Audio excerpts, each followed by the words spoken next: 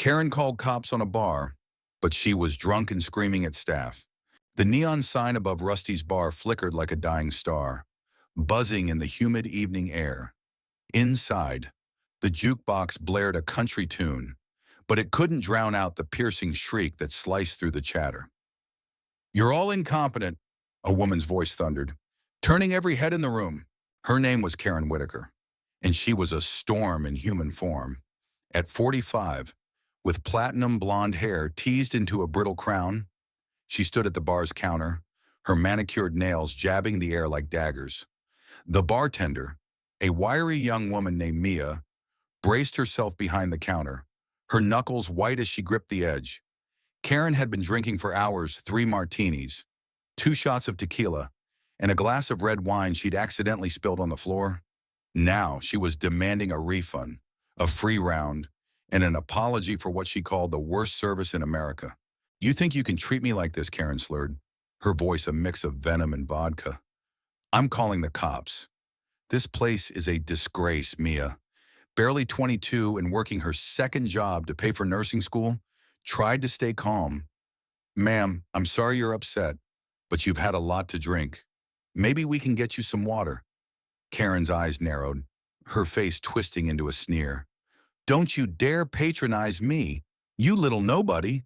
The bar was a small, family-owned spot in a quiet Ohio town, the kind of place where locals gathered to swap stories over cheap beer.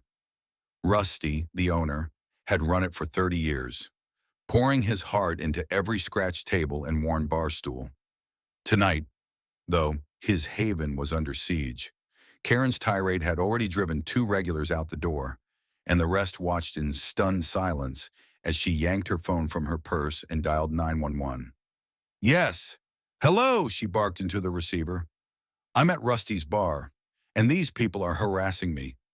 They're refusing service, and I feel unsafe." Mia's jaw dropped.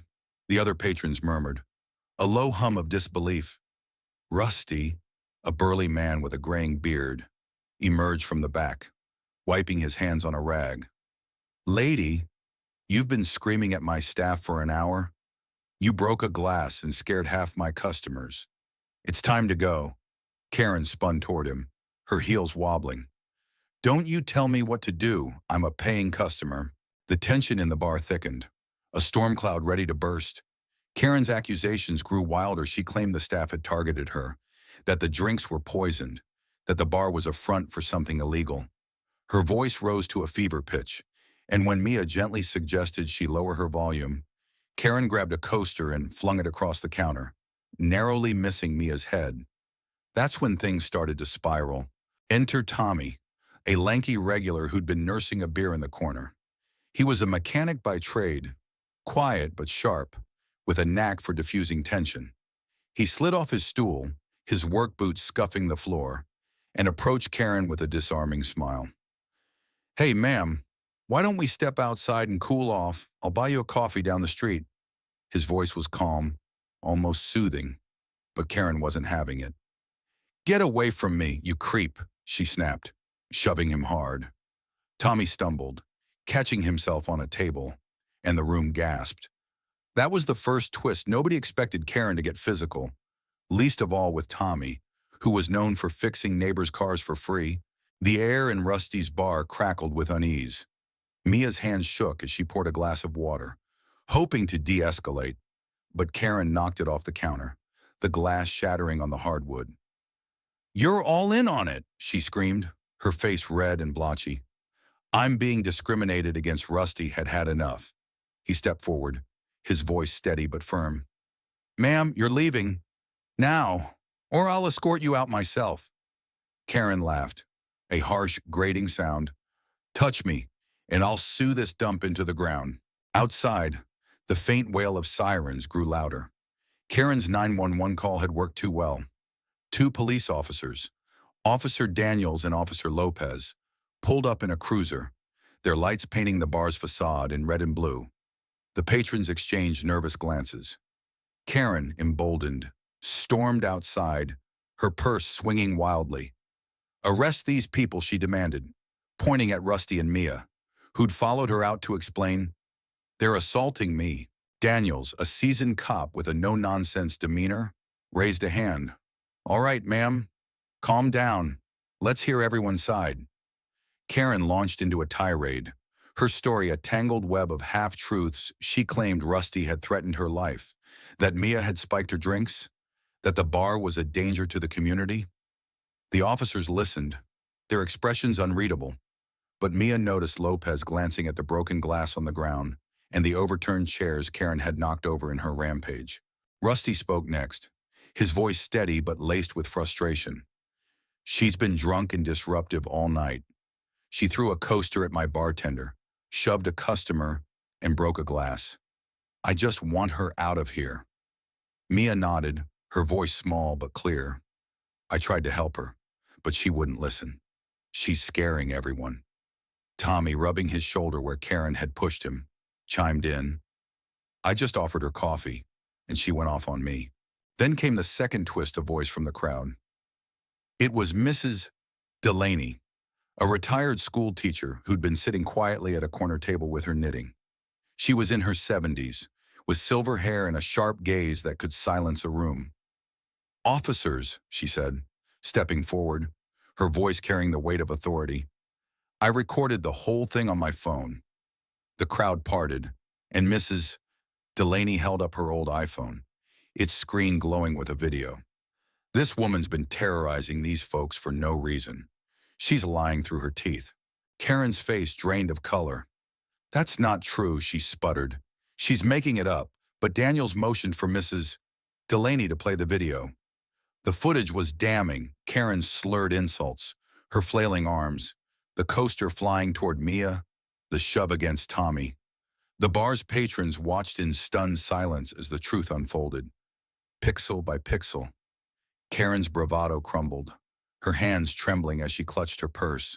The officers exchanged a glance.